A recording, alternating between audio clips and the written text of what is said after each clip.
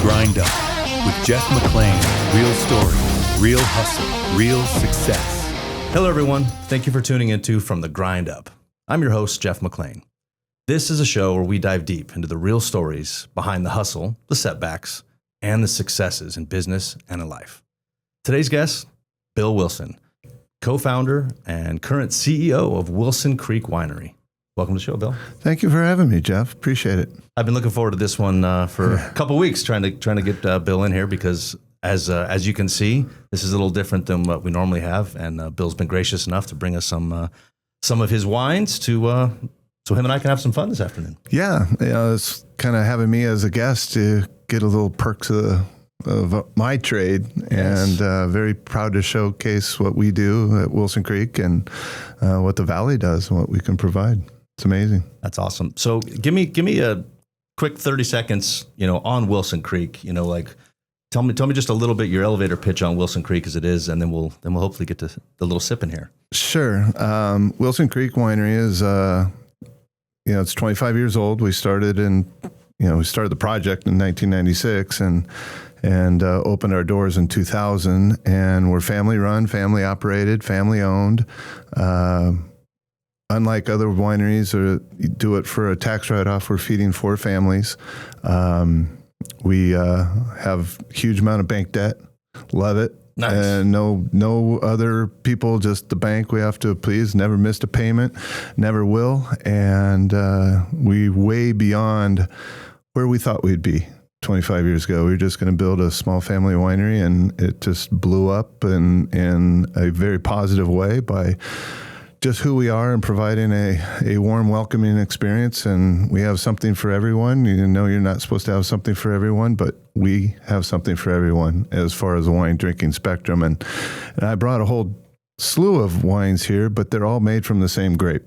So that kind of, I've talked to you a little bit about it before, it's a stylistic thing, and every winery has its own style. And at Wilson Creek, we want to be the fun, family-friendly feel. Come on over, come on out, and enjoy a beautiful day, and quality wines and quality times is what we call it. Awesome. So what would we be starting with this afternoon? Well, we always start with white before red, sweet before dry. Okay. Or dry before sweet, excuse me.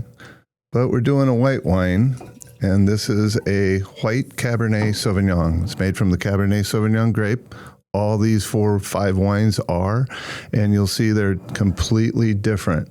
This is actually a clear wine made from a red grape, because what makes it the color is the skin contact with the juice. And as you can see, we've made 0 contact. It's actually, in my opinion, a little too light, but this is the first time I've been tasting it in about a month. So It's freshly bottled, and we'll see what it tastes like.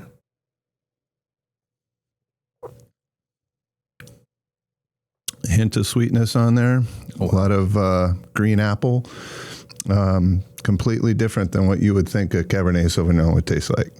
Yeah, in my untrained palate, that's almost like a Pinot Grigio to me. Very much so. Absolutely. Spot on. Hey, really? Good job. Hey. Yeah, there you go. Good job. Yeah, it's this wine was created out of a need, and we bought in when we first bought 20 acres, and we had 10 acres of Cabernet Sauvignon, and we were selling our grapes up north. We had no idea who they went to, but we got the overages, and we made our first vintage that we'd have something when we opened during construction. Once we opened, we realized we only had dry whites, a dry white and 2 dry reds, and we needed something for the sweet palate. We had our champagne that's a whole nother segment, and we'll get to that later. But my brother wanted a rosé. And I'm like, I'm not going to buy a $3 rosé and like Sutter Home and all that. My winemaker says, well, I can make a white Cabernet just like they make a white Pinot, that they use for brutes and cuvées.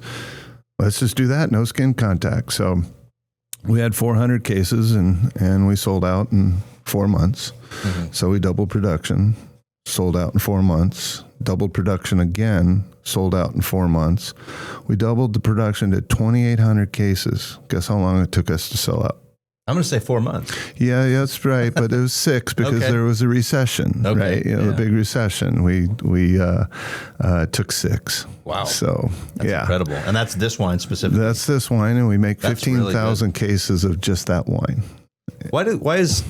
So I noticed this is chilled. Yes. So I know typically white wines are chilled. Yeah. Why is that? It's typically white wine is clean, crisp, refreshing. That's what you want it for, and the cold. However, red is served at cellar room temperature, which is 63 degrees. Now in Spain and Italy, and even at Wilson Creek, we will take this wine right here, our next wine. I do have a dump bucket right here. Hang on. We'll just put it right. I'm not going to need the bucket. But me neither. Just sips of each. And this wine, we serve I don't cold. want to dump this, but We serve it cold as well, warm or cold. And cold masks flavors, and warm temperature enhances flavors, good or bad.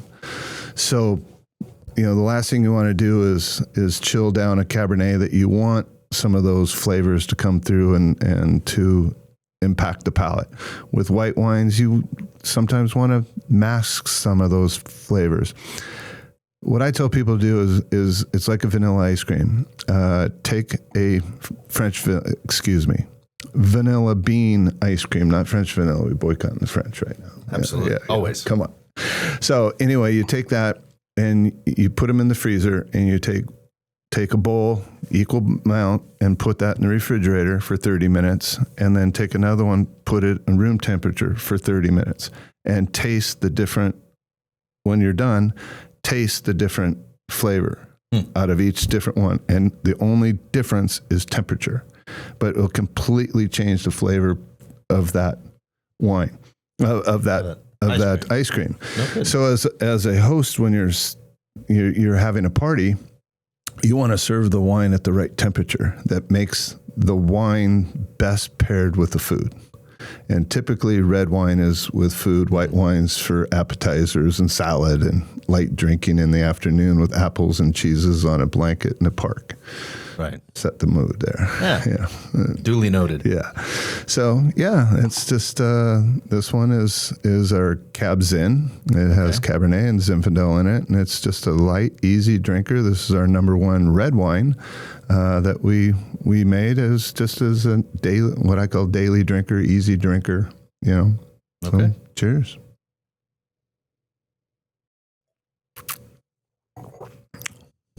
Okay. Why is it my favorite wine? If you can see that, it's a double dog red. And we take 2 of our biggest, boldest wines and blend them together. This is 50% Cabernet, 50% Petit Syrah. And you put 2 cute golden retrievers on it, and people love it. So it's double dog red. And this is one of the winery, fan favorites, so to speak. Okay. So this is... So how important is the label in the business? I mean, you brought that up. That's a good point. It's branding, right? It's marketing. Yeah, they've proven that if you have animals, specifically dogs, on the label, the consumer is more apt to buy that off a store shelf. Interesting. Tasting being irrelevant, because when you go to the store and go to, let's say, Total Wine, Bevmo, let's talk about the big dogs, and you see just rows and rows and rows of Cabernets. You go, where do I begin? Yeah. How do I start? And you ask, the guys there, and they start asking all these different questions, and they're always going to steer you to the ones that they like, right, and the ones that they make the most commission on oftentimes. But you go to a grocery store and aisles, you're like, I don't know what to pick. And so all of a sudden the label will grab you and go, I kind of like that label. And they'll grab the label without knowing what it tastes like. So that's how you get it in your customers' hands in the first place. Step 2 obviously is make a quality wine that they enjoy. Sure, but the step 1 is to get them to your tasting room and to taste it. Of course. And then having the reviews and viral and everybody talking about it, it's 2. And then if you don't have any of that and they're at the store shelf, you hope to like, pick me, pick me, Right. pick me. Right. And then when they do pick you, they go, wow, what a great value, what a great flavor. I like that. Worst case is pick me, and they don't like it. That breaks my heart. You know, it crushes me. I'm sure. Yeah, it's your baby, right? It's an ego thing. I'm sure right? it is. Yeah. Like any good entrepreneur, yeah, right? but That's I personal. know. I mean, you know, my mother-in-law, brings Behringer White Zinfandel to the house. That's just what she drinks until we created the almond champagne, and that's what she drinks now. And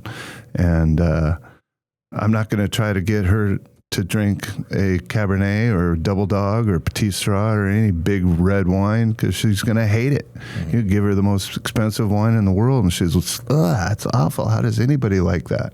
So, you know, wow. Every palate is different and unique. And so to everybody out there, find a wine that you like and go with it. And I have friends that, you know, they have their consistent daily drinker and they bring it and, you know, we go around the spectrum and they just keep coming back to that daily drinker, you know, that $20 bottle that they can get at Costco and they just know it's good and they know it's good. And they'll pay $99 for it out at dinner. That's just happened in Canada. I'm like, you paid $99 for a $20? Yeah, but we know it's good. We don't know anything else is good here. I'm like, okay, all right, be that way. So is this a wine that you would say the bigger red's something you'd want to pair with like a steak? Like absolutely. Right, absolutely. Okay. You know, you can have such a big wine that you don't need to pair anything with it. You know, you smoke a cigar with it and it's going to stand up. Mm-hmm. But you don't want the wine to overwhelm the food or the food to overwhelm the wine. So you want to pair it accordingly. So Cabernet is, you could take some softer cabs and Pinot specifically and pair that with chicken and fish. People do all the time. But, you know, when you're eating that good old prime rib, charbroiled Wagyu, if you got it, you know, you want something that's going to stand up to the smoke. And yeah, my wife, I love her. She drives me crazy because we'll go to a nice steakhouse and she loves her cab, you know, Cab Sauvignon, and she'll get a cab and order the fish. And absolutely nothing wrong with that. I clearly, because she does it every time. I'm just like, you should have a steak with that. But again, that's my just what my understanding of what pairs with a nice red wine. But you know, traditionally, and tradition is one thing, but I always tell people, you know, drink what you like, of course, and you know, eat what you like. And if they go well together, and you think they go well together, God bless you, go for it. And don't let any pompous ass wine geek tell you that you're wrong. Right. You like it, you're right. Yeah, good point. You know. So something I wanted to add to have you go through, you know, saw you last week at your winery, and you came up and spoke to my wife and I, and we cheers, and then we drank, right? Yeah. And which we should. Well, she put it down without drinking. Correct, she did, and I corrected you on that. You did, yeah. So I'd like, if you don't mind, that was I know the rules. Sure. But I've never known why. Yeah. But I think the way you explained that was really quite interesting. Well, do you know the rules? Well, I know that rule. Pick up your glass, take a sip again. Notice the difference on how you're holding your glass, and I'm holding my glass. Okay. You never want to have your glass. Even on reds? No. See, I always thought whites were here, and reds you could cup. Can get away with it, but your 98-degree hands are warming the wine beyond the 63 degrees. Okay. Plus, if your host or hostess has much better, these are $1.29 glasses, right? You know, and you got, you know, $20, $30 crystal glasses, and you're grabbing it by the bowl, you're getting your glommy fingerprints all over the bowl. Okay. And by the end of the meal, it's gross. Got it. Yeah. Okay. So, and they have to wash it. Reds or whites? Reds or whites by the stem. Understood. I use a 3-finger pinky underneath, thumb for counterbalance, you know, that type of thing. But we were talking about clinking and cheersing, looking them in the eye, and drink. So, couple things with that. One, in wine tasting, and I can actually go over it, but we have a lot to talk about here. But the steps of actually tasting wine, and it's probably we should.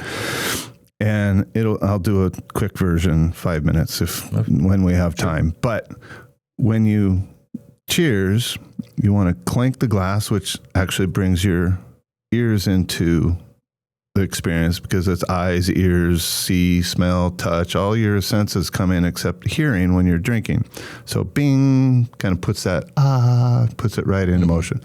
2, back in the Knights of the Round Table, it was very common to poison your hierarchy or somebody's king through wine in their big festivities and festivals that they have, because wine was pretty bold and pretty nasty back then, as was the poison. So the wine would mask the poison, and they'd get drunk and they'd drink, and your king would pass out and die, right? Well, overthrow the king.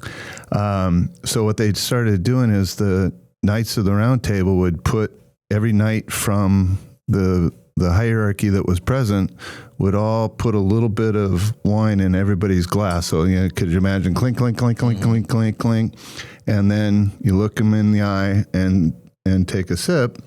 If somebody pours a little bit, and sets it down and lets everybody else drink, that means a little fishy. That's what's up with that. Yeah.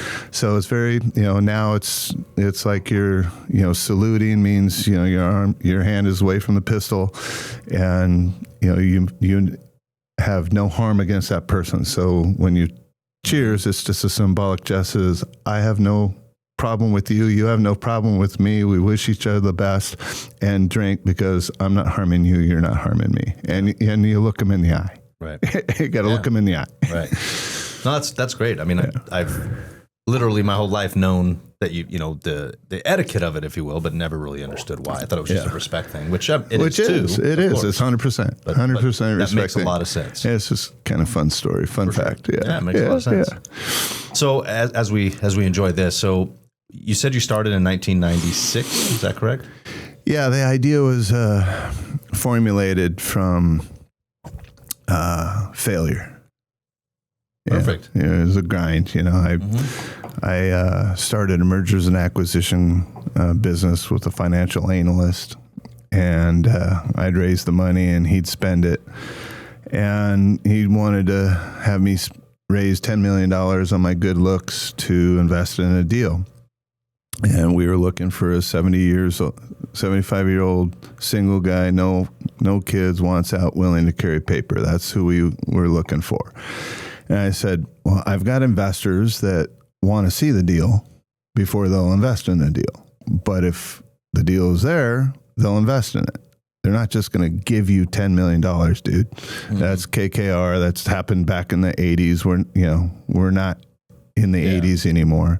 And I'm just not that good looking.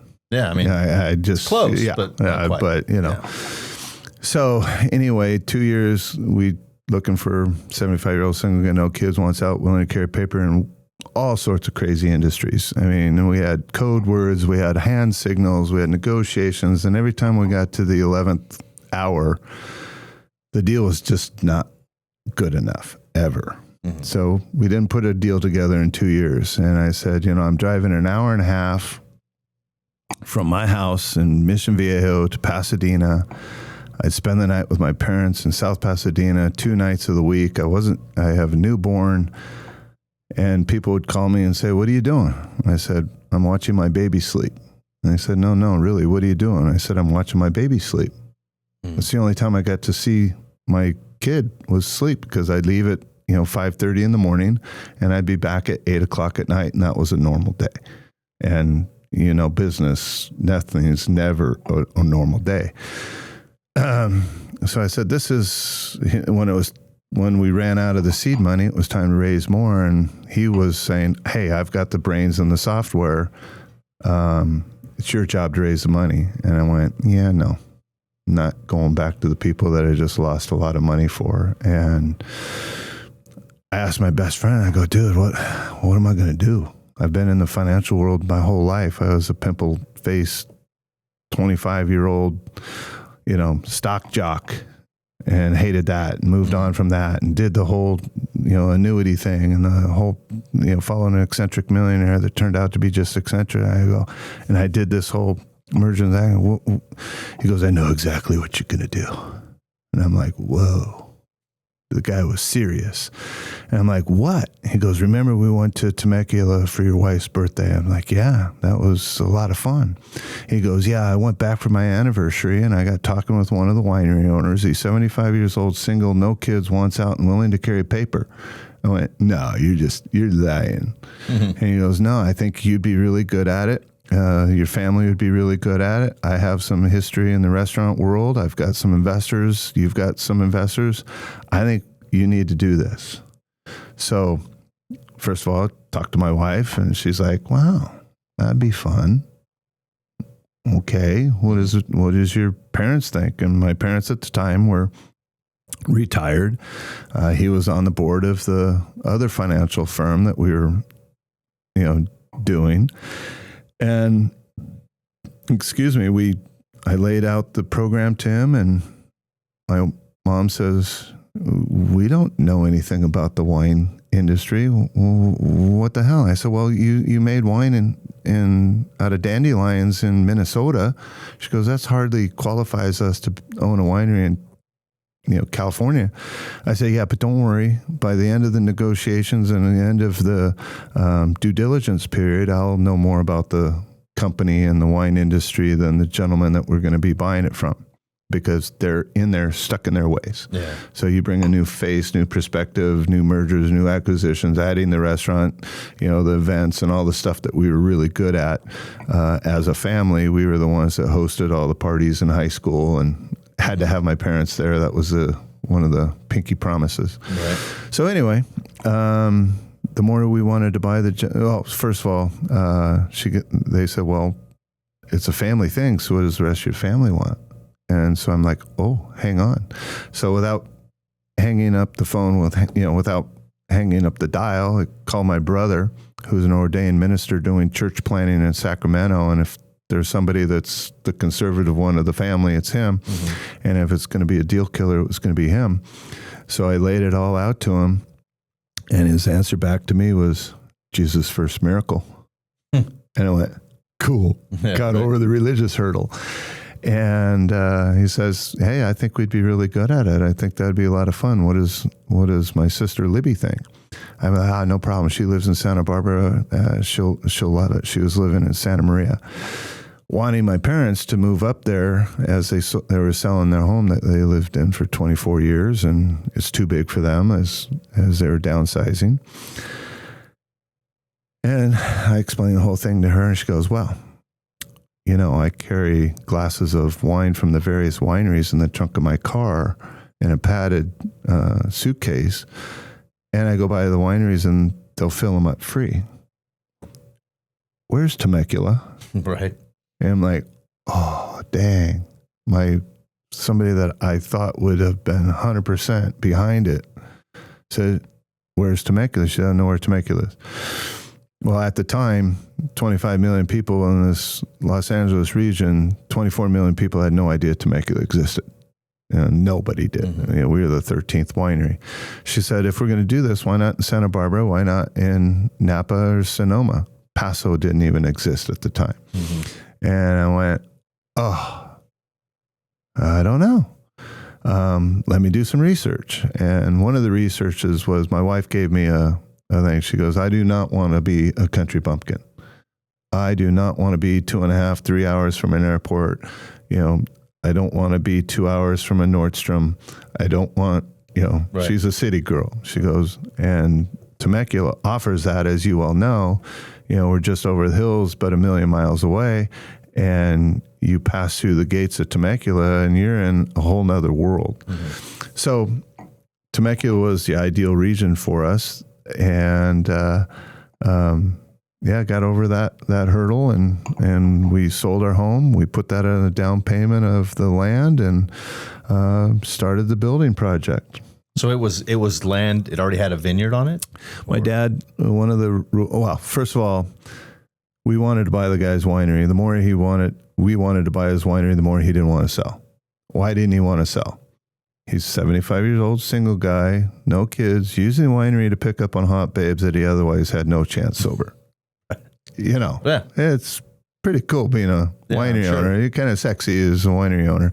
And not that I am or care to, but, you know, you have your fair share. I'm sure. Yeah. But happily married. Love you, babe. And that's key. You got to have a really solid marriage. I bet. Yeah. In any start of any business, the key is having a solid marriage. I firmly believe that.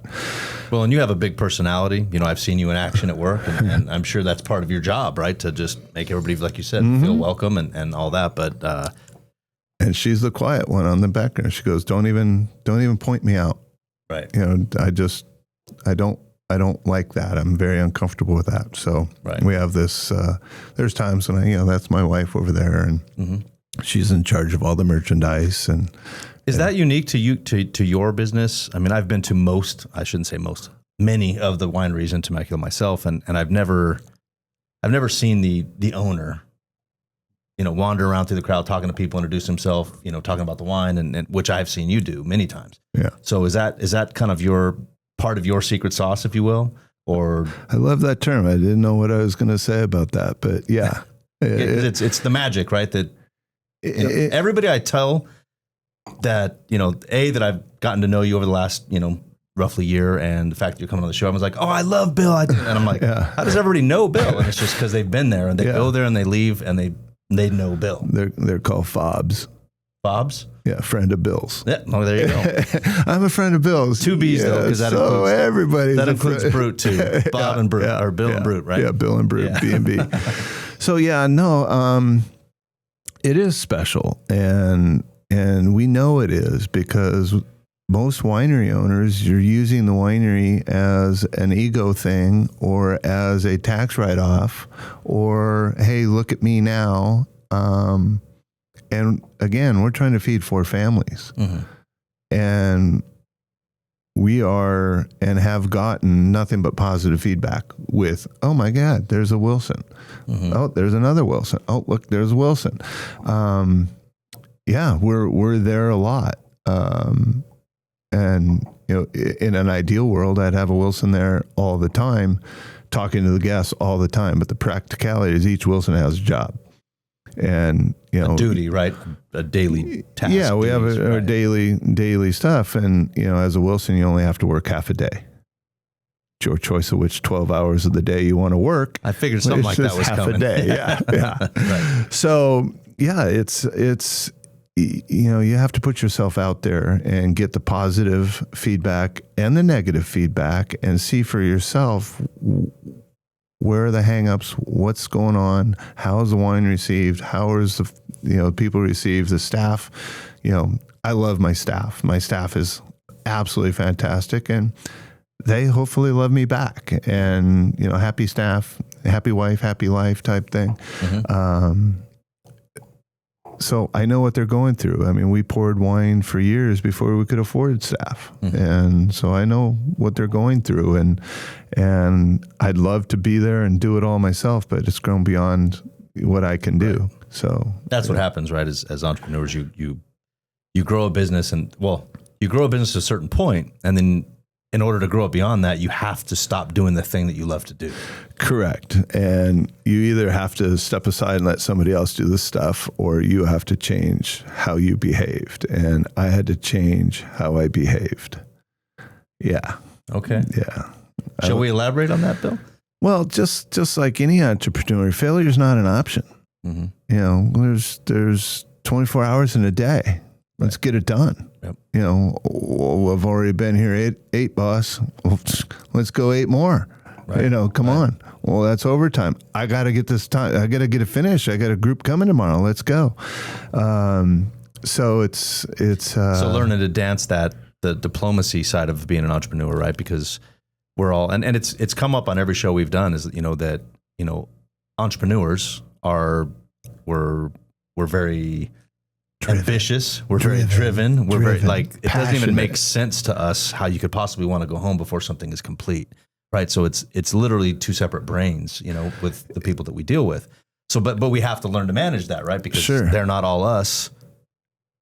or we and they wouldn't have a them. life. They have a life, Correct. and you scheduled them from 8 to 5 or 8 to Right. 4 or whatever, 12 to 6, whatever it happens to be, and they set their life on that. Right. And so you've got to be, very strategic and planning around it, and we track everything, weather, and we anticipate, because last thing as a staff member, you want to show up and there's nobody there, and they start sending people home. I just wasted a day for 2 hours of work at minimum wage. That's no fun. For sure. They get paid with tips and commissions and all that good stuff. That's how, the servers make their money. Right. So, yeah. So in backing up a bit, so you bought the land, it didn't have any buildings at the time? Well, when we decided that he wasn't going to sell, and my dad says, I'm still feeling that we as a family are going to be really good at this. And there's only, 12 wineries, 13 wineries at the time. We were the 14th.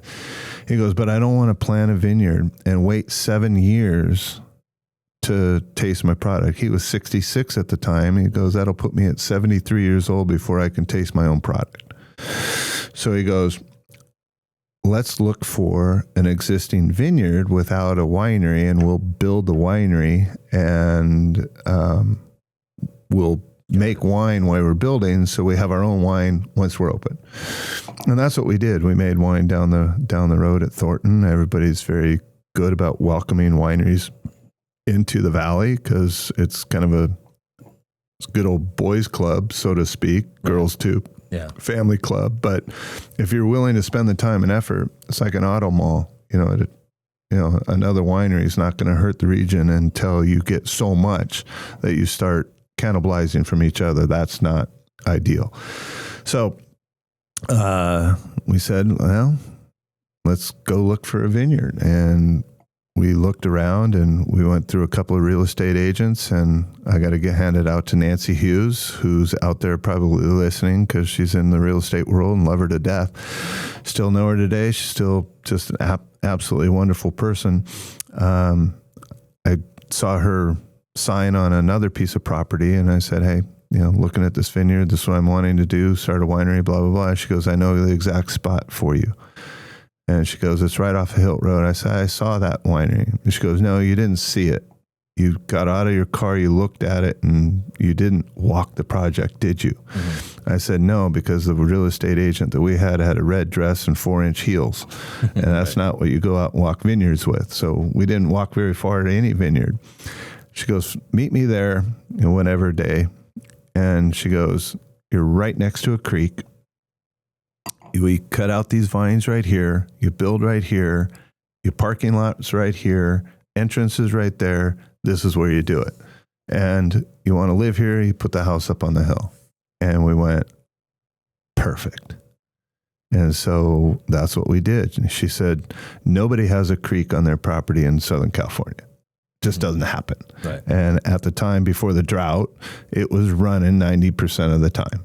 And so now it's a pond that we have there, but and that's not Wilson Creek. We just named it Wilson Creek for a reason. We had a whole bunch of names on the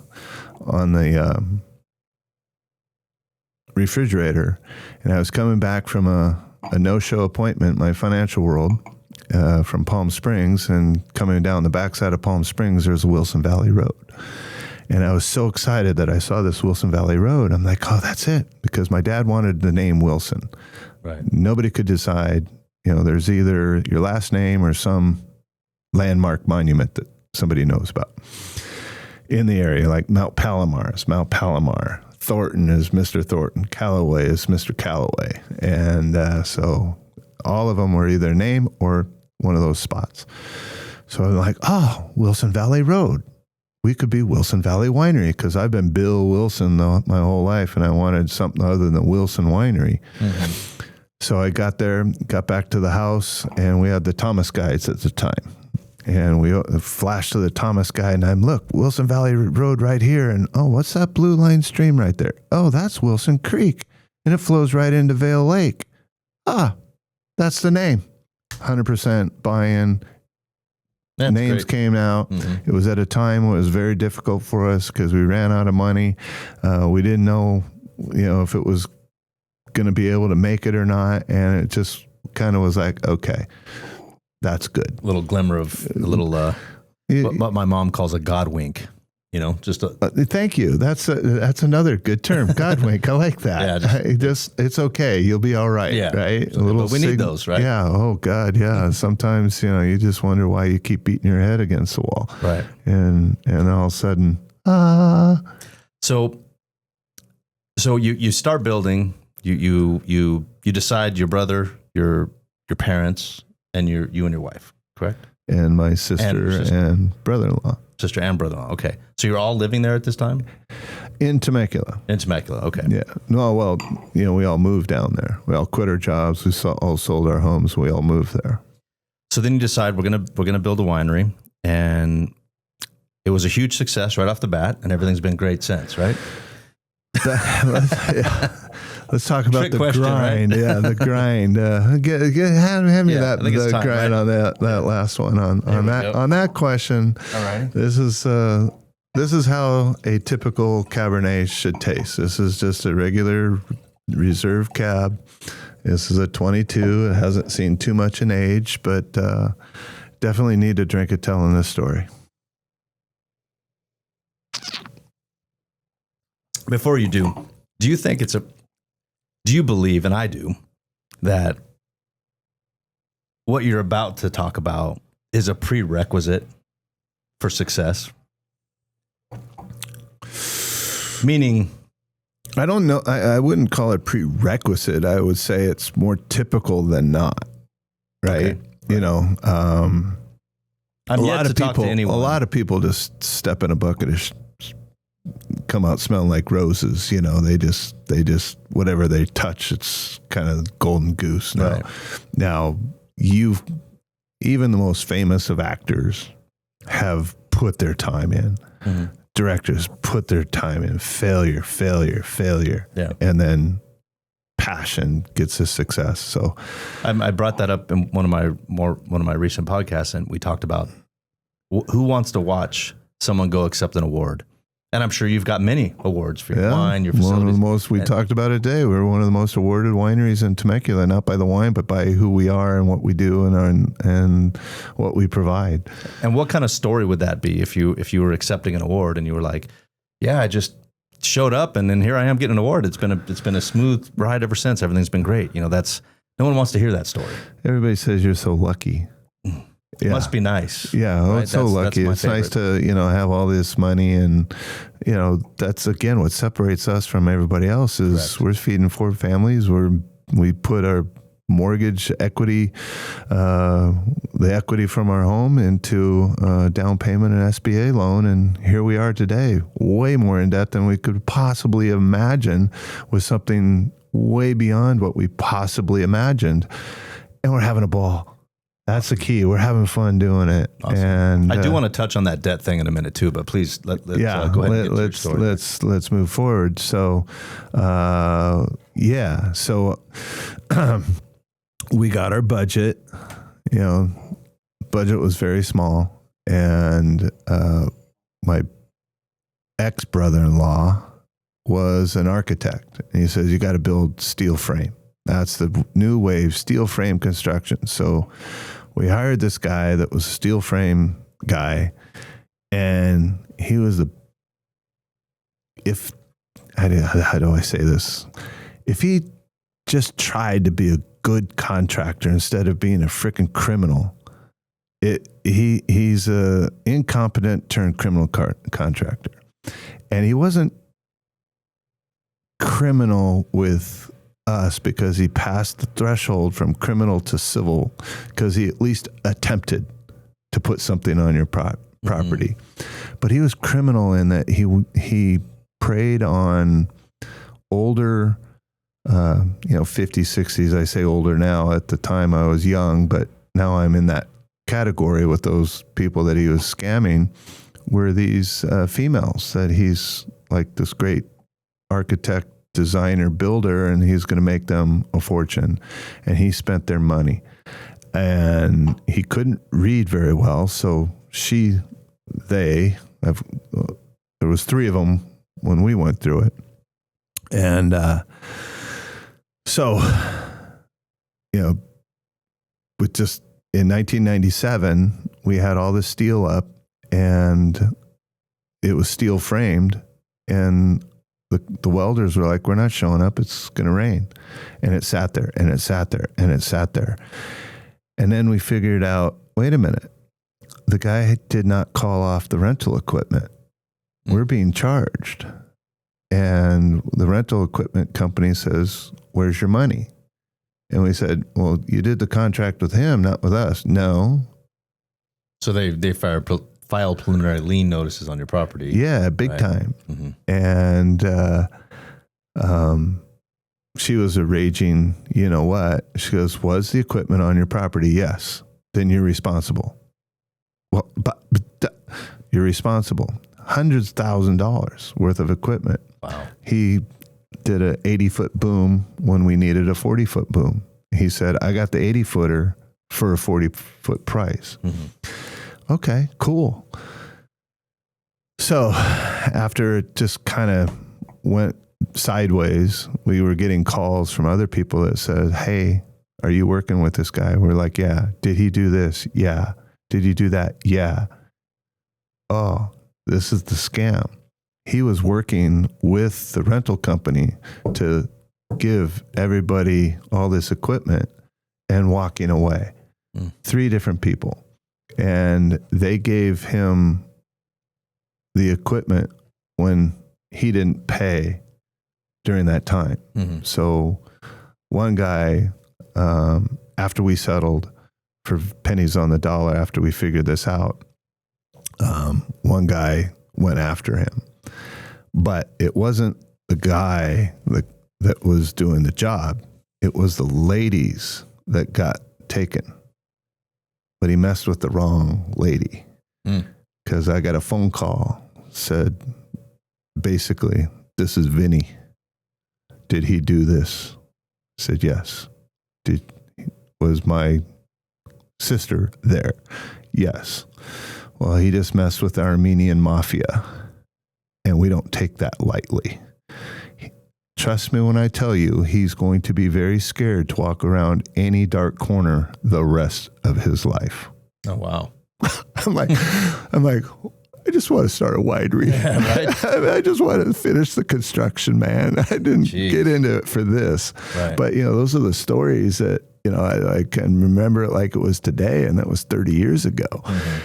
And because it's a shocker. It's like, oh my God, there's people like that out there. And so anyway, we found what I call an angel. They were a group that came up from San Diego, and they finished it. They'd work 8 hours, and my dad and I would, he was my gopher, but I was doing all the stuff, and my brother, and we'd work another 8 hours until we couldn't see anymore. And there was one night, we had a rental company. It was awesome, United Rentals.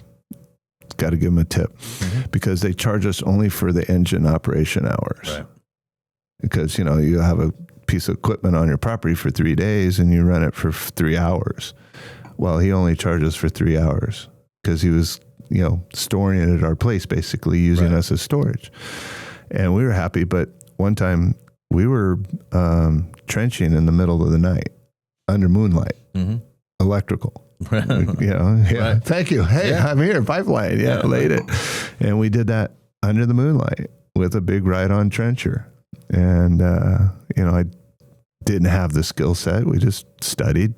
Okay, we'll do it. We'll just lay the trench line, so that's what we did. Would you say that those are some of your fondest memories of the whole process? Absolutely. Every time, when the septic tank clogged up and you have to get down into the septic tank and, the CEO is down in the septic tank and my nephew is with me and everybody ran and scattered like cats, they're nowhere to be seen. I knew who was going to be reliable right then and there. Right. Yeah. Right. Yeah.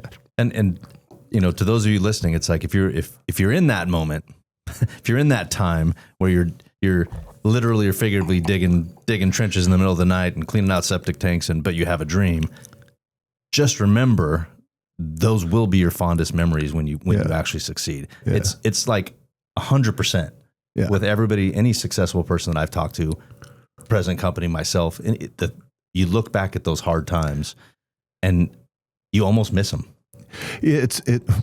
Okay.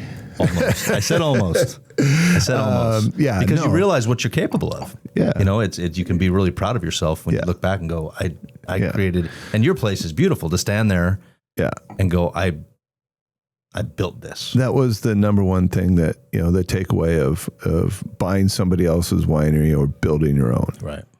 And, all the trials and tribulations of construction and building is you never want anybody to have to go through it, but you got to go through it. And once you're through it and you can say, I did that. And it was a blessing and a curse that the gentleman didn't sell us his winery. And that was the curse. The blessing was we picked a better location right on Rancho California Road.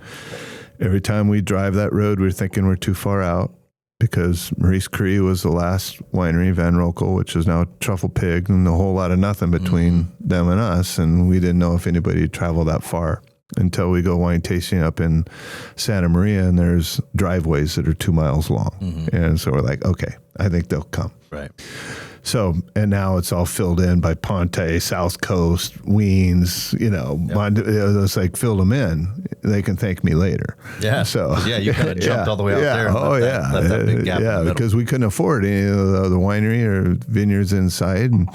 And being on Rancho California Road where we are has been a blessing. And building it yourself. And we designed that as a small winery. I mean, I love giving my tours saying this is a bar and this is where we thought the midweek traffic would be. On the weekends, we don't, open up the little wings. And now we have 600 linear feet of bar space, one of the busiest wineries, if not the busiest winery in the world, on a consistent, regular basis. So that's, cheers to that. Cheers. You got to drink that.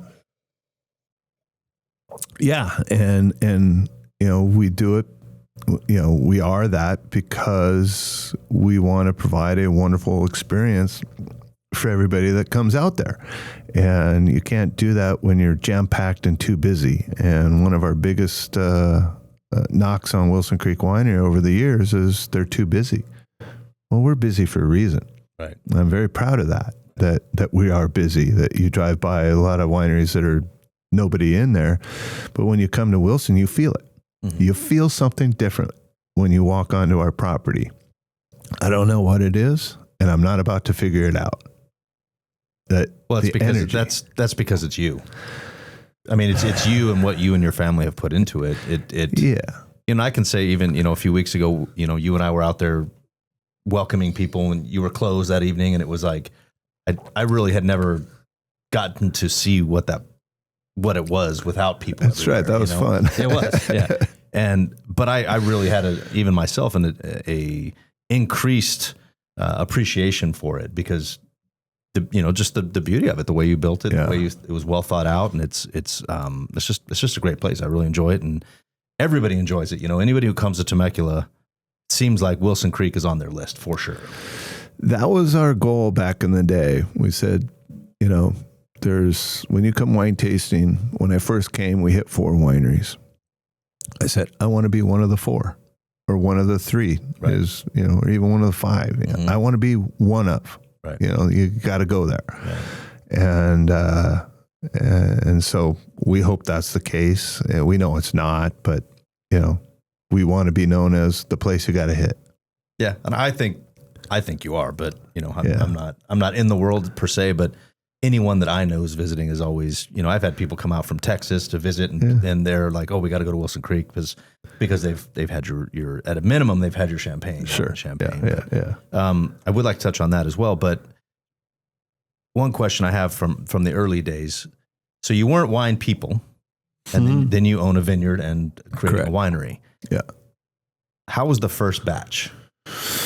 We had the experts make it.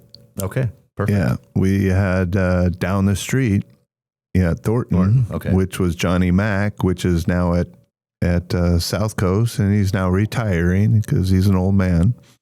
I'm teasing you, Johnny, a couple years older than I am. But they made it for us. And so the thought was that I would be in charge of the vineyards and the winery, and my brother would be in charge of the books. My sister would be HR. My parents would be at the tasting room. That was the goal. My wife would do, she was an event wedding coordinator, and we were going to have 8 family members and 1 Girl Friday, which the Girl Friday, Kim Kelleher. Oh, okay. Yeah, that's right. She was employee number 1. Who she started Grapeline Wine Country shuttle because the number one question she got of being the office girl was, how do I go wine tasting and not have to drive? Right. Oh, cha-ching. Cha-ching. And now they own 5 different franchises and doing all that fun stuff. And they're doing fantastic. They own like 50 vehicles. It's pretty crazy. Yeah. She was my first, and that was our goal. That's all we wanted to be. Now I have 240 Girl Fridays and 8 family members. So, wow. and then more family members that weren't part of that at the time. So to go from, like, there's so much to unpack there already, you know, we thought we were just going to be a little family thing and we were happy with that. And now you're one of the most well-known wineries in the region, if not beyond in the world, to your point of how busy you are.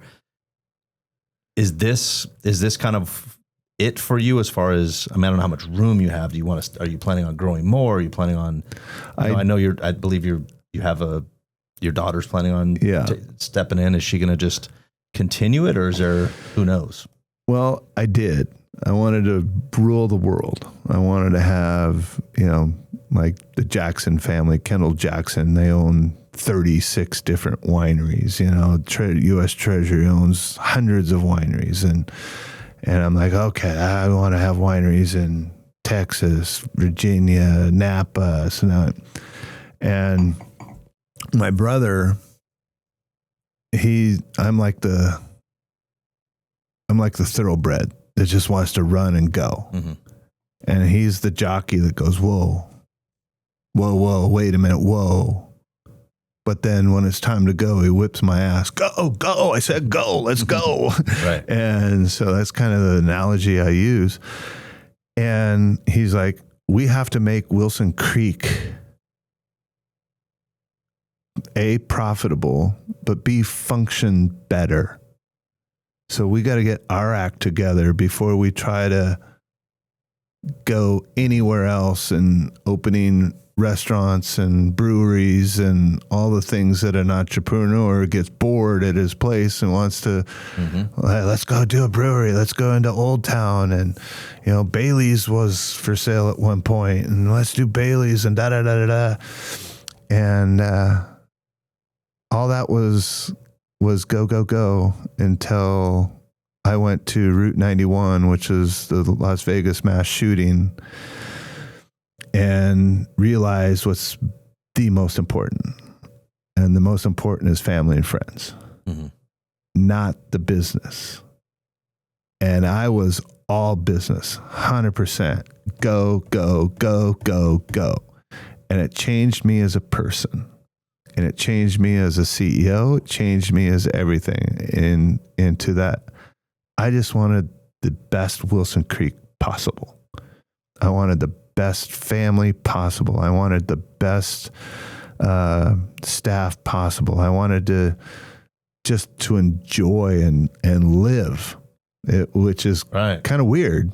But before it was, conquer and dominate and go, and failure is not an option, and go. And then it was like, whoa, why? Mm-hmm. Why do you want that? Because that's what some of my staff said. Bill, we know you. Why do you want that? Why do you want to be on a plane every week going across the country? Why do you want that? Kendall Jackson has 6 planes, sends all his people all over the place and doing all that. She goes, do you really want that? I don't think so. I think you just want to be here, happy with the people that you're around, getting the love, walking your dog, so to speak. Yeah. And enjoy what you built. And I went, you're right. Mm-hmm. I do. I don't want crazy.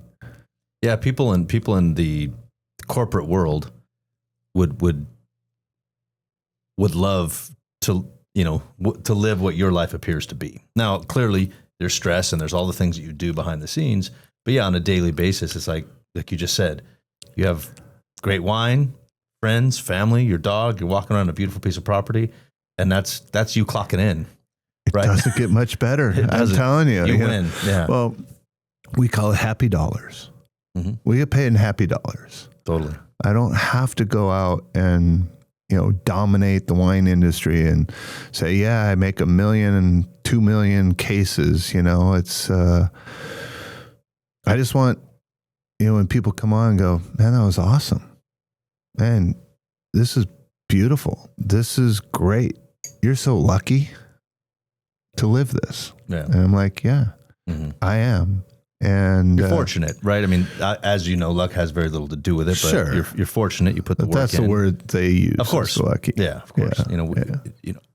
Successful entrepreneurs hear that often, but it's definitely, you're fortunate. You put in, and smart.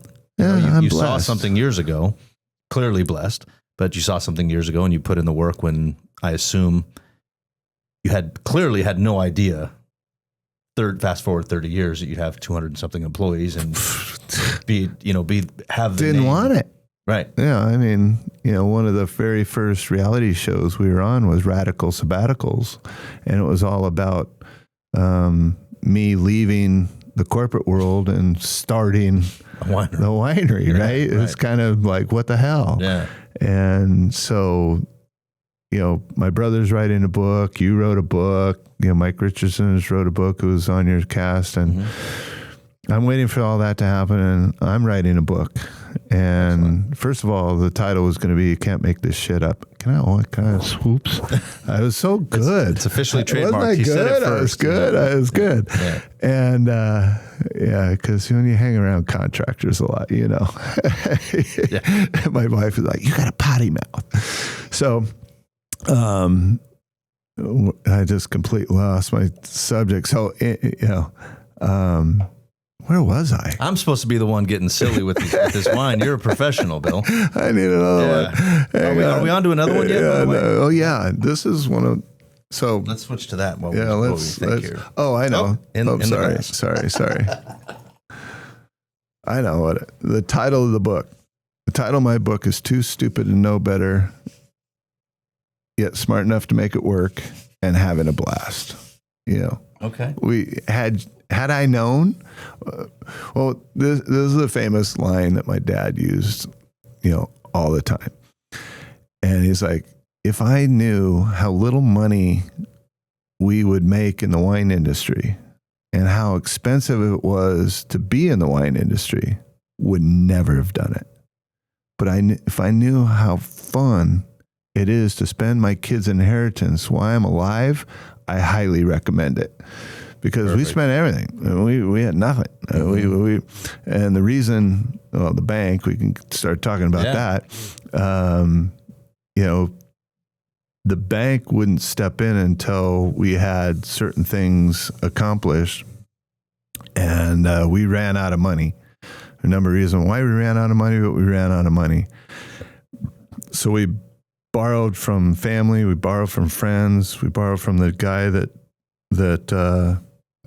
told us about that was my best friend, best man in my wedding. My dad went to his best friend, and we pulled together enough capital to get over the hurdle until the bank kicked in. Years later, talking to the banker, it was very interesting. He's like, we should have never given you the loan. I'm like, really?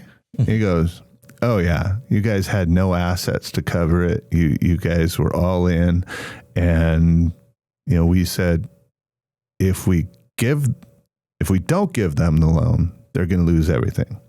If we give them the loan, they're going to work their butts off to make sure that they're successful, because that's all they have. And they're in it as an entire family. Right. And that's why they gave us a loan. Right. I'm like, I thought we earned it. You go, no. Well, clearly they had faith in you that you were gonna work instead of, they had running faith into in the ground. Yeah, they had faith in us, but they also had faith in Temecula. Right. They saw the growth of Temecula, and they helped finance Temecula. A lot of those guys were the key players back in the day, and you'd see them at all the chamber mixers and everything else. And they saw this family that was completely all in, so to speak. We had no chip against the rail, and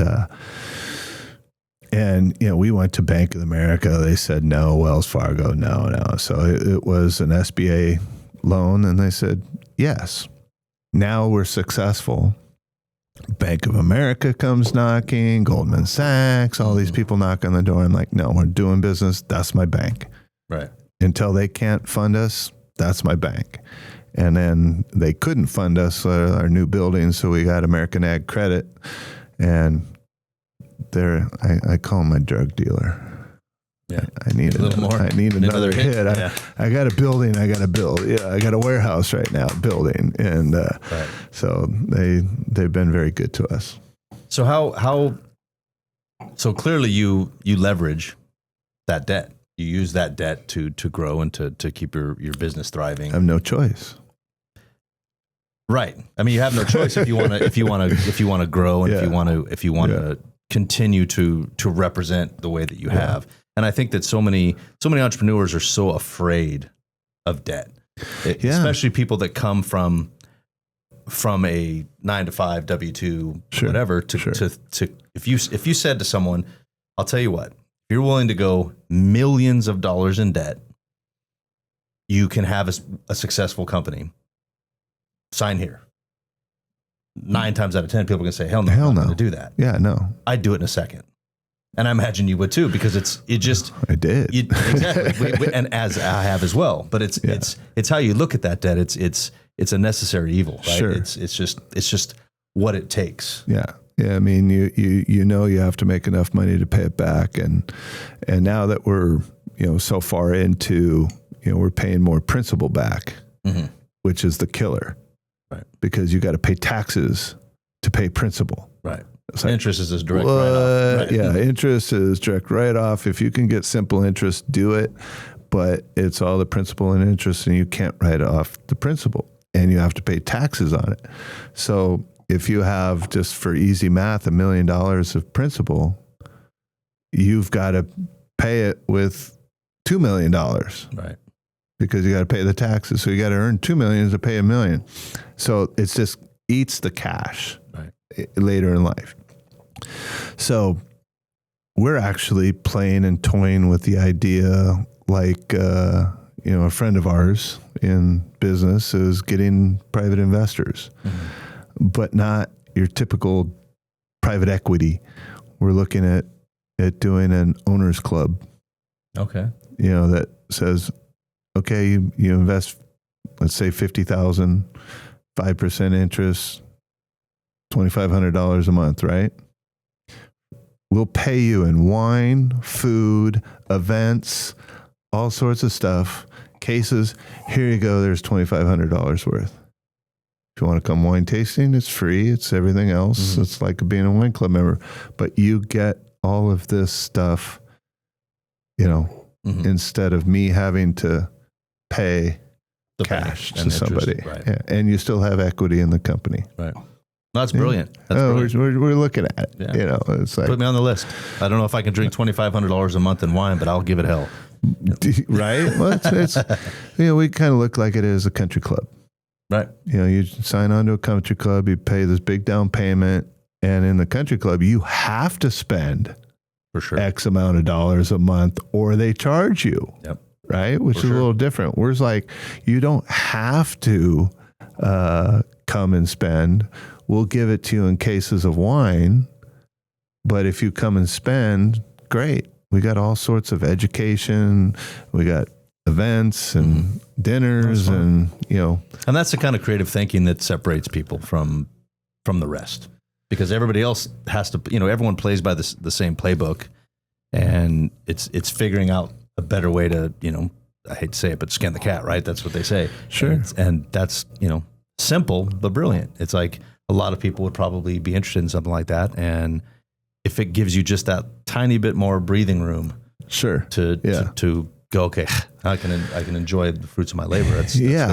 And as we start aging, you're not there yet. You start thinking, I can't do this forever. And, my wife has got the travel bug. Mm-hmm. She's like, let's go. And one of that was from one of my CEO mentors. And I highly recommend you get a mentor, somebody personal, as we both know. Mm-hmm. They push you. And this gentleman said, you're doing your entire team's job. I'm like, huh? You're doing your entire team's job. And they're scared to make a decision without your approval. Mm-hmm. Why do you even have them? You need to make them or let them make decisions. Right. You got to go away. Huh? Yeah, you cannot come down here on the weekends and start making decisions. You got to let them fail. You got to let them figure it out. Got to help them figure it out. But if you're here, things operate totally different. You need to go away. Right. My wife said, thank you. Let's go. But guys like us are like, wait a minute, like what? They need us. They need me. This is my thing. Right. Well, as an entrepreneur, you make every decision. Mm-hmm. And pissed when you're not able to make a decision. Somebody made a decision that you wouldn't have. You get mad at them. So now they're scared to make a decision. Yeah. Then you grow beyond all the decisions you can make and all the expertise that you don't have, and you're making bad decisions. You need to allow your team to make the decisions. And it's very difficult as an entrepreneur to not make every decision. So now I try to make no decision. Mm-hmm. I'm like, and I catch myself. What would you do? Right. What are you recommending?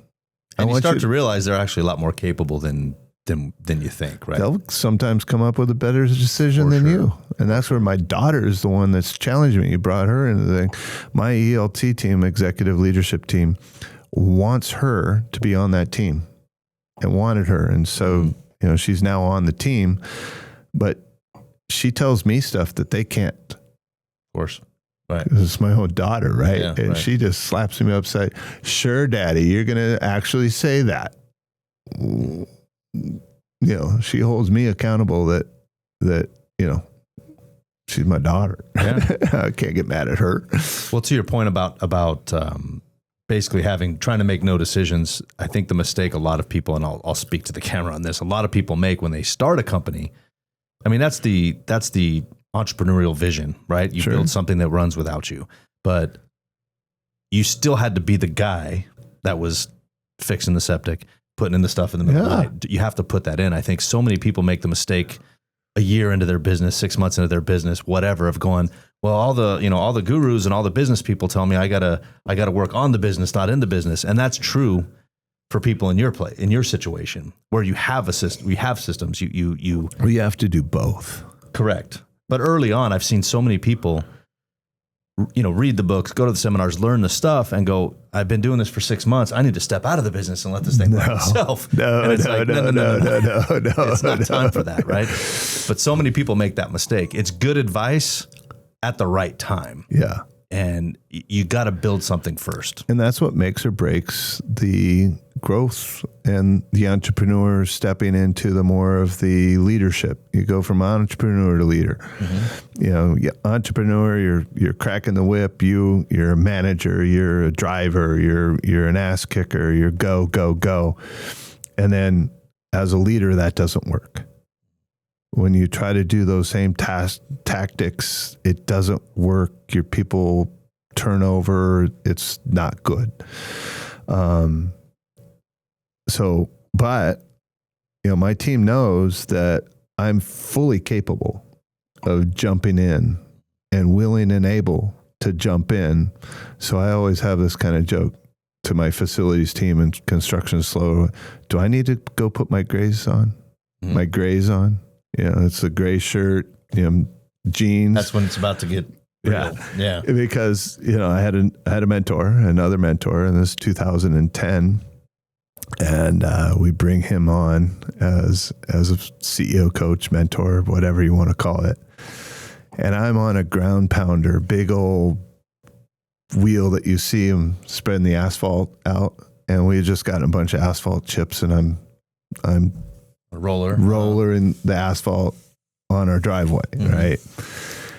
And he pulls up, he waves his little pinky, "Come here." I'm like, so proud that I'm on top of this big machine, And he goes, "What the hell is my CEO doing on a piece of machinery that a $20 an hour guy is fully capable of doing? Yeah. Furthermore, you are having the fun, he is not, and you're taking his fun away. Right. I never want to see you do a $20 job again. I'm paying you as a CEO. Be the CEO." Prior to that, I wasn't being paid as CEO.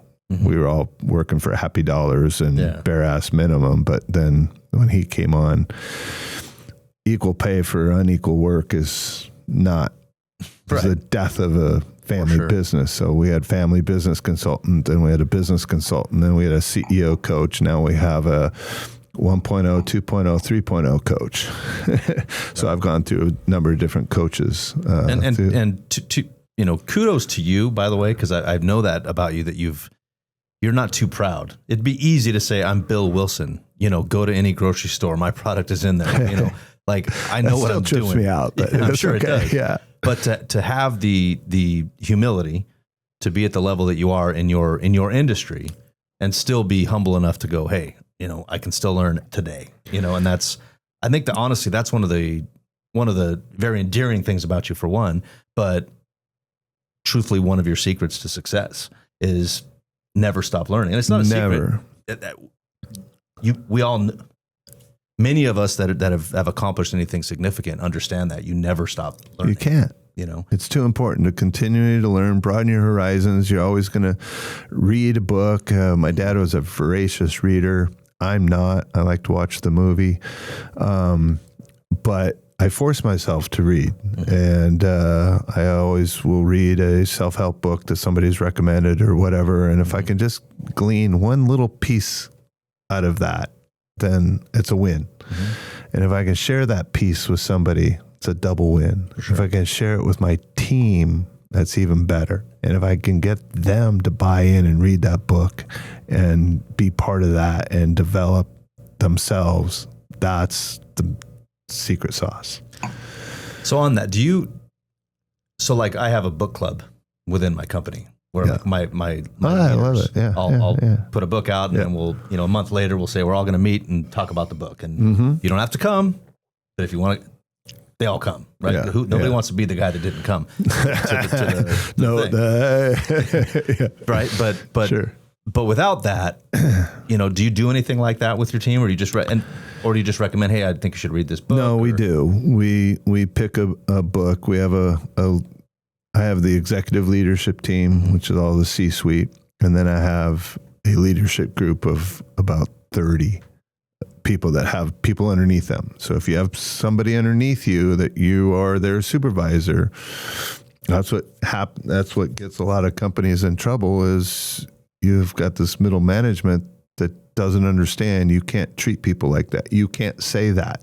That's going to get you in trouble, and they get a lawsuit, and that's when and just damage the culture, if nothing else, right? That could be more damaging than the dollars and cents of a lawsuit, even. Correct. So we always try to get a book, and then we talk about the book as a group and how it related to them and how they're going to learn from it. And we always take a segment in our leadership meeting to talk about the book. And I've gotten away from that. Yeah. In the last year. It's hard. Those are the things. Right, those are the things that when you get to a certain point that you don't have to do them, but when you do, you notice a difference. Because for me, it's not only do I see a difference in the behavior of my staff, but I see a difference in almost the appreciation of my staff, that they're going, he didn't have to do this. Yeah. And those types of things. But they also hold you accountable. For sure. If you're giving me this book, you better have damn well read it. And you better be right on that book as well. Correct. So it makes you a better manager, a better leader. Right. I hate the word manager. For sure. Managers, you report from 8 to 5, do it or I'm going to whip your butt. Mm-hmm. I want somebody to go, I want to come in at 8 o'clock. I want to leave at 5 o'clock. This is the best job ever. Yeah. That's what I'm striving for from every employee. Impossible, but that's the goal. So, unfortunately, we're getting towards the end of our time, but I only asked 3 of our 50 questions, so I'd love to have you on a second time. But if you could summarize, the show from the grind up, I think you're a perfect example of that. To literally 100%. To literally build are you international? You're in other countries, correct? We do have international, but very little. Okay, but an international, at a minimum, national brand from an idea, from just a whim. It's not like you grew up in the wine business. No. It's not like your parents were in the wine business and handed you this thing. Yeah. You literally said, that sounds like fun. Let me go be one of the best at that. Correct. So if someone's thinking about taking a leap like that and they're 30 years younger, they're you 30 years ago, if you could, tell them, something really juicy that would say, you know what, if do these things, don't do those things, what would that be? Well, interesting you should say that, because in our early years, I was on that show I called Radical Sabbaticals, and it got played on American Airlines back when you didn't have 18,000 different channels you could use on your own iPad. You had all the different channels that you go through and on your little TV screen.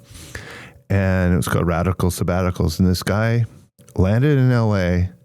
He saw my thing, drove out to Temecula from LA, and said, I dropped all my meetings. I had to come out here, and I had to ask, how did you get the courage to do what you did? It gets the title of my book again, Too Stupid to Know Better, But Did It, and having a blast because it sounded fun.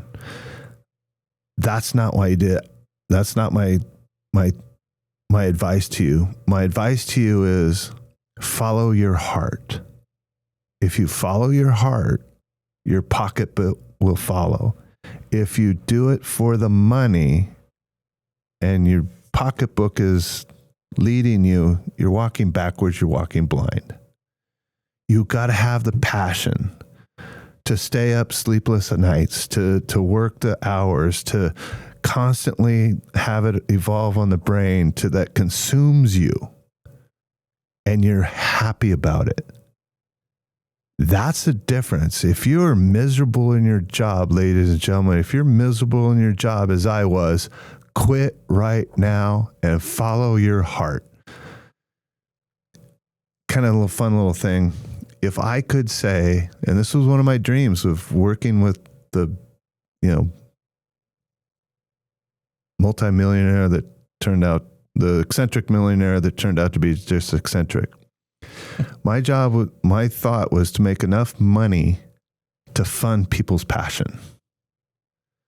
For instance, if I could pay you $250,000 a year right now to do anything in the world, what would that be? What would it be? Is it hot air ballooning? Is it kayaking? Is it skiing? Is it cooking? What is it? That's your passion. Doesn't matter if you're successful or not. Here's $250,000 guaranteed. Mm-hmm. What would you do? Do that. Do that. Because that's what you're willing to work 18 hours a day, sleep 6, do it again, 7 days a week, 365, because you're having fun. Right. You're doing it. You're loving it. That's great advice. And I will say, guys, in closing, of all the shows we've had so far, I think one of the main themes that's been through every successful person that we've talked to, and I can guarantee you everyone we will talk to, not one of them has said, I did this thing because I wanted to be rich. That may or may not happen. Wait a minute. Whoa, what? That may or may not happen.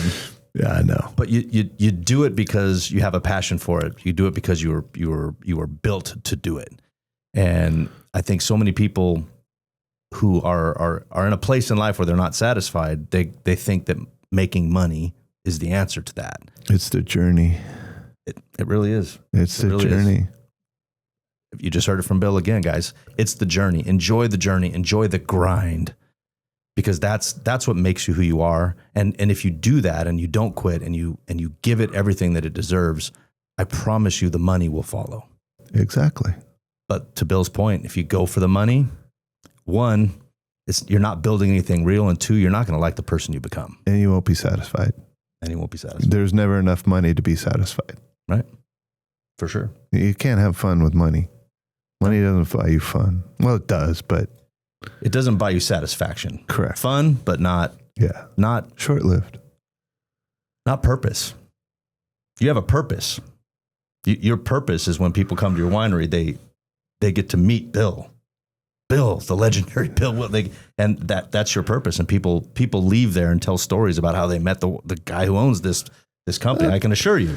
I know that probably makes you uncomfortable, but it's the truth. A little bit does, yeah. But it's the truth. Because I don't do it for that. I know you. I notice I didn't say you did it for that. Yeah. But that's your purpose. That's what you serve. That's what you're good at. Yeah. Then the money just follows. Correct. But if you were there just going, squeeze as many dollars out of that wallet as I can. Well, I tell my own team, and the salespeople, I go, your job is to create an experience that they don't get from any other winery, that you actually value who they are. You ask them about themselves.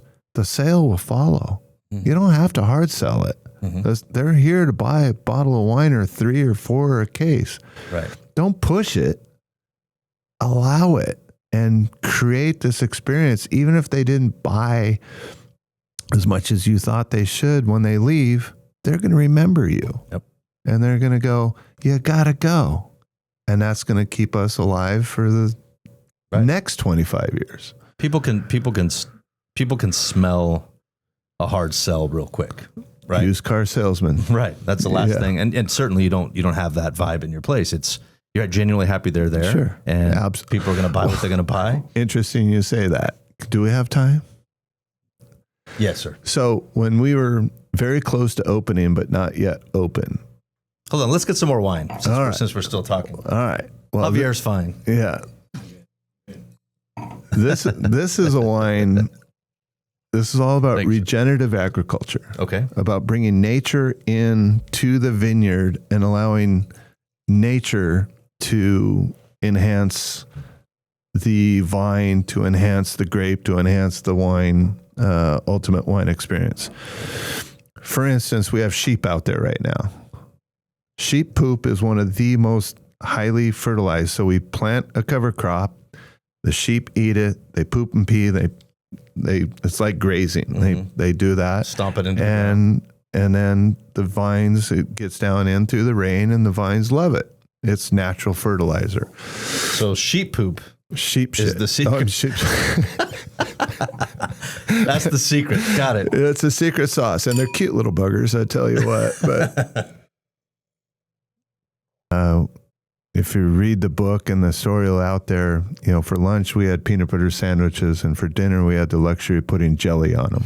I mean, it was that bad. I'm telling you, top ramen days from college did not hold candle to this. My mom could make stuff out of nothing.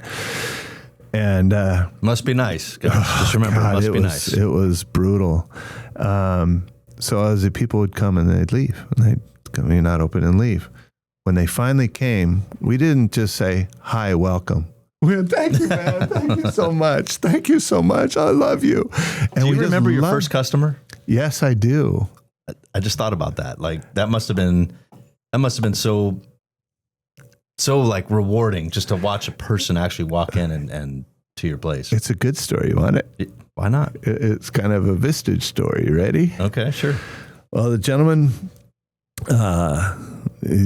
this couple, 2 couples came in, and they loved our Chardonnay, and he got a little hammy, he got a little tipsy and happy, and they were great guys. And, they bought a case. I go, you were my first case customer. You bought the first case ever. And he's like, awesome. Remember this. I'm like, okay, cool. So, we're just loving it. They come back later and go, do you have any jumper cables? My car won't start. And the other guy that was with him called his kid. They came in, picked him up. AAA came. We're out there. We shared more wine with them, and ended up becoming really good friends with the guy he was with. I mean, we were pretty tight. And the guy that bought the case was in a thing called Vistage that. We've met through Ref, right. Which the gentleman was Vistage. Right. And, no, stop. Matter of fact, back up. He was Ref, and it was up in Ontario area, and that was his group. And he invited me to that group, but I didn't think I was deserving of being in the group because I hadn't made it. I didn't know that I made it, but I hadn't made it in my mind, and I felt inadequate. So I didn't. When does that end? I still don't. Yeah, exactly. Yeah, no, it's you got to win, you got to do, you got to be, and you got to have people tell you every day, look what you did. Yeah. And people sit me down all the time and say, just sit here. Mike, when you were there that night, and I wanted people to, kind of go up the elevator, and Mike says, no, send everybody around. I'm like, but it's longer that way. And they go, no, you got to see this. Right. Turn around. Look at this. Yeah. And I had to turn around and go, oh, wow. That's pretty cool. Yeah. That's beautiful. That's yours. I built that. Yeah. I mean, that is, and that's a surreal aha, whoa moment. And so, yeah, that gentleman is a multimillionaire now, and he credits it 100% to the team that he was part of with Ref.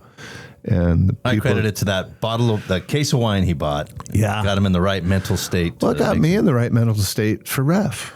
And to be humble and to go out to your peers such as you are and to hear other people's struggles. And that's why I love this. It's a grind, folks. Stay tuned, because he's got a lot of people that have a lot of stuff that needs to be told and needs to be heard. And if you're in or even thinking about starting your own business, then you need to tune into this, because it's not easy.